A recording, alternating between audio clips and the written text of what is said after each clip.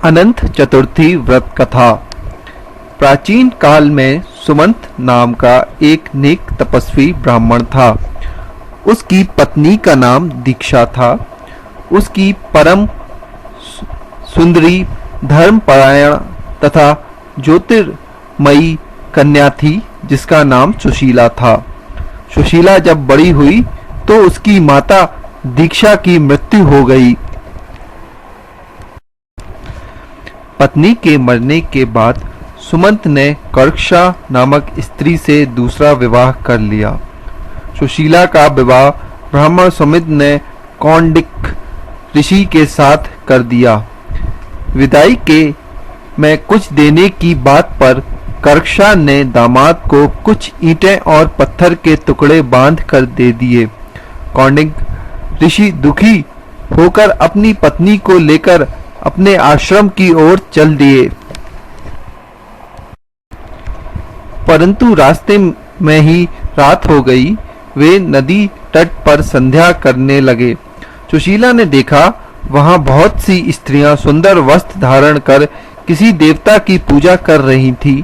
सुशीला के पूछने पर उन्होंने विधि पूर्वक अनंत व्रत की महत्ता बताई। सुशीला ने वहीं उस व्रत का अनुष्ठान किया और 14 गांठों वाला डोरा हाथ में बांधकर कौंडिक के पास आ गई। कौंडिन्य ने सुशीला से डोरे के बारे में पूछा तो उसने सारी बात बता दी। उन्होंने डोरे को तोड़कर अग्नि में डाल दिया।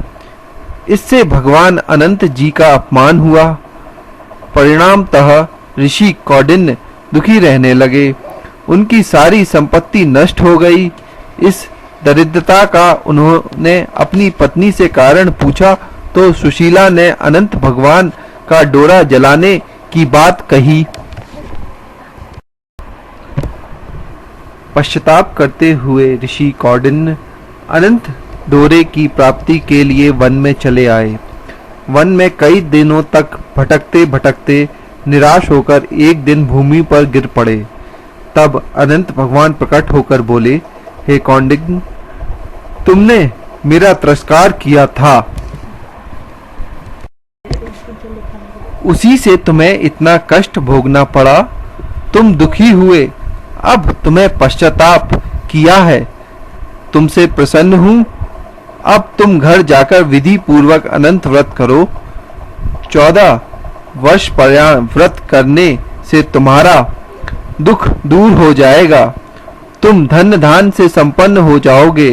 कौंडिन्य ने वैसा ही किया और उनके सारे कलेशों से मुक्ति मिल गई।